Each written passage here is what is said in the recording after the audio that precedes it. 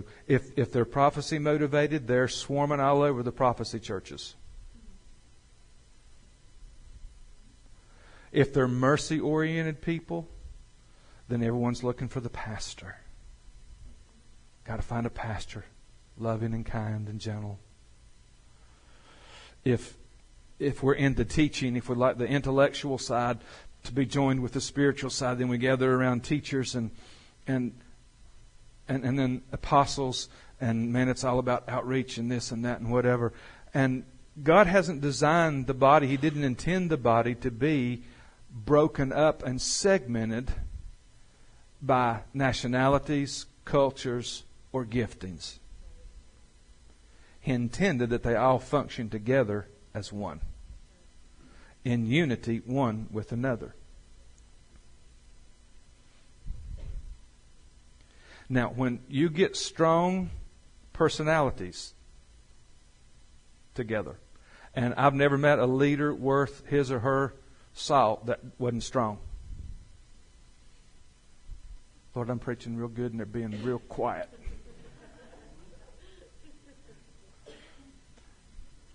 I've never met a leader that didn't have some backbone about them. So when you get leaders together that are trying to corporately lead a body into something, everybody wants to push what their gifting is. So you'll sit around the round table and the prophets will say, you're not prophesying enough. You're not turning the prophets loose. You're not saying, thus saith the Lord, enough. And the evangelist will say, I hadn't seen anybody saved in our church in a month. I don't know where God went. What's wrong with this church? What's wrong with this body?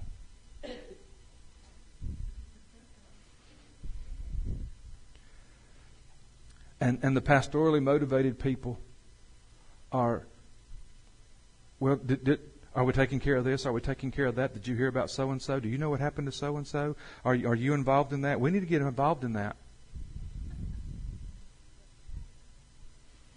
Now, all these things are important. All these things are vitally important. But no one can take over the whole.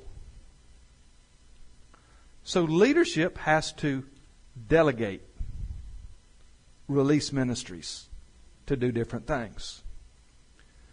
But that delegation of that ministry doesn't mean that they're left uncovered. Everybody has to be accountable to somebody. And if you don't want to be accountable to somebody, you're not qualified for leadership. Accountability is incredibly important. It's necessary. We all have got to be accountable to somebody. Well, I'm only accountable to God. Well, bless your heart. Then you and God go do your own thing. But don't you come in here and try to...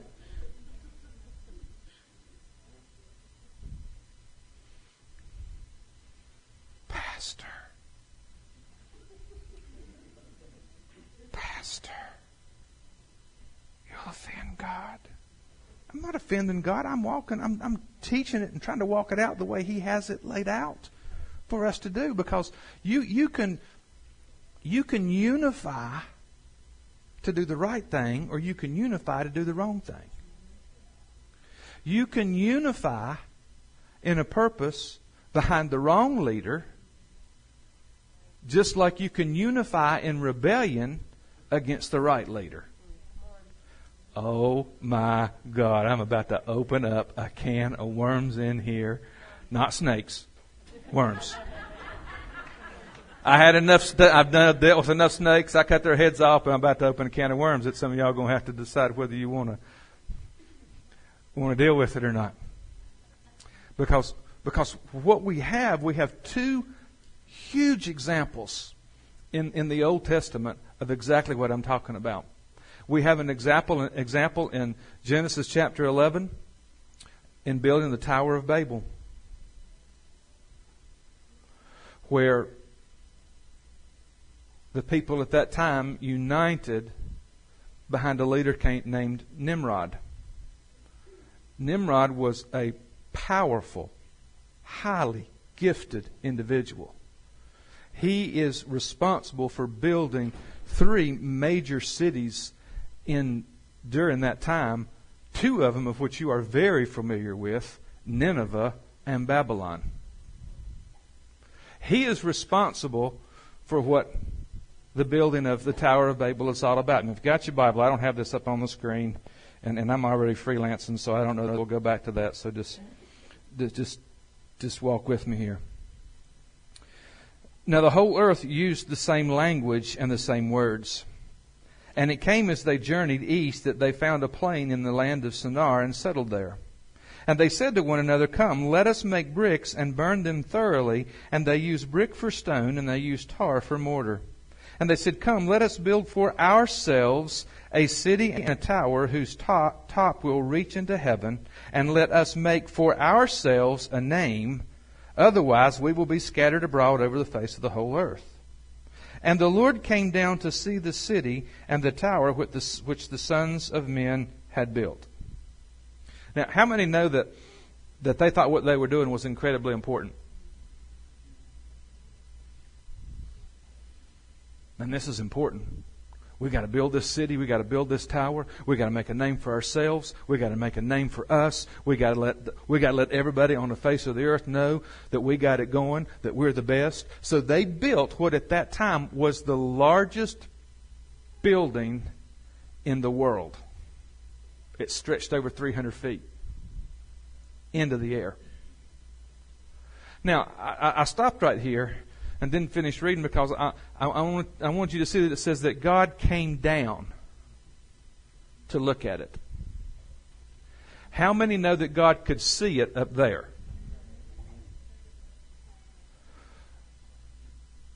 But it wasn't that big, so He had to come down for a closer look. You'll get it in a minute. Man was doing a great work. We're going to build a great city. We're going to plant ourselves here. We're going to disobey the Lord's command to go and take dominion of the earth that He gave originally to Adam and the woman, and who He also gave to Noah and his families when He said, "Now go and populate the earth." He said, "Go, go, go." And the people decided, we're going to stay. And we're going to build something great, great, great. And they thought they built something so great. And God said it was so small He had to come down so He could see it good enough to see what was.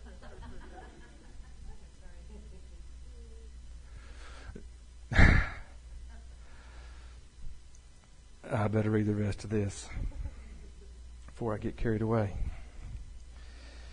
The Lord came down to see the city and the tower which the sons of men had built. And the Lord said, "Behold, they are one people, and they all have the same language. And this is what they began to do. And now nothing which they purpose to do will be impossible for them." That is one of the most incredible statements that God ever said about mankind.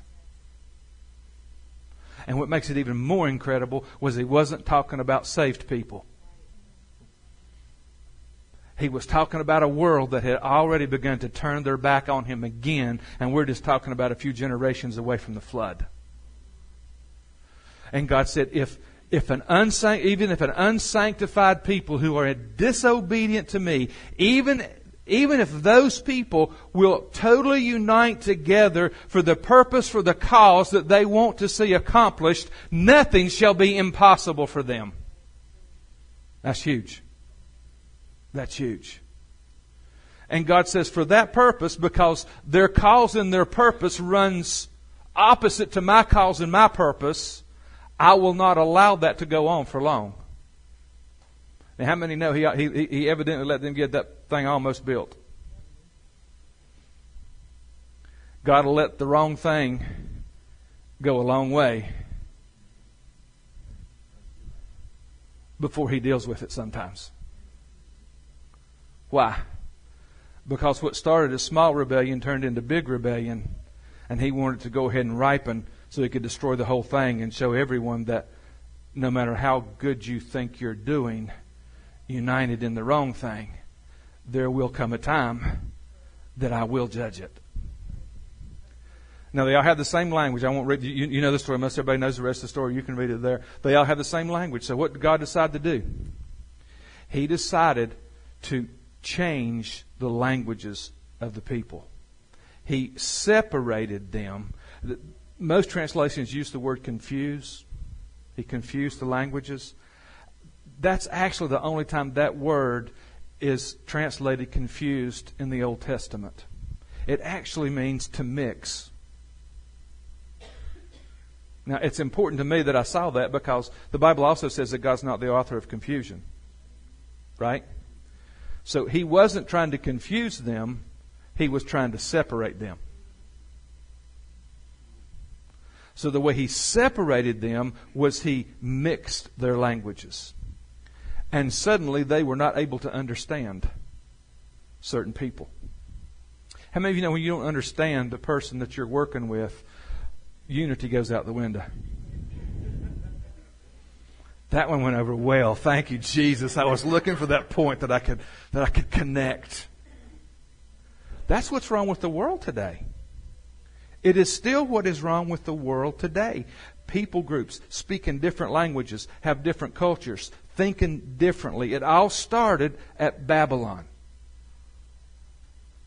And because they can't communicate, they can't understand one another properly, they're working for their own thing and against what everybody else is doing. That's the reason the world's in the mess it's in.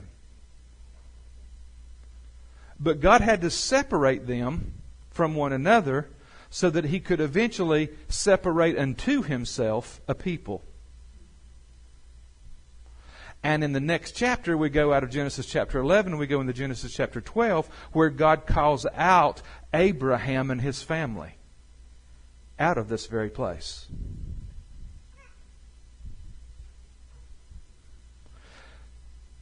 There's a lot of preaching today about separating from people so you can go to the next level. I don't like I don't like some of the tone of some of the messages I've heard on that, because it makes it sound like that it's a race that we're trying to beat everybody else to be the best before God. So you want to leave everybody else that's not racing with you. When I think we ought to be taking everybody that we can with us, that'll go. But nonetheless, there are those times where God says, I need you to separate yourself from relationships that you are united to that are keeping you in the wrong place for the wrong purpose and for the wrong thing.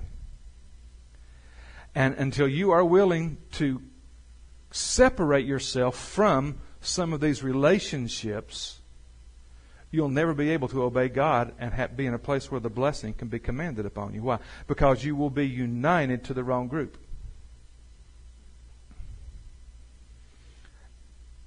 It could be in the workplace. It could be friends. It could be family.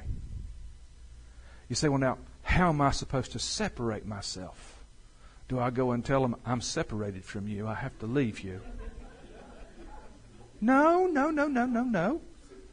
You just start going on and being obedient to God and doing the right thing, and the separation will take care of itself. That's the difference in the motivation. But God is trying to separate us unto Himself today.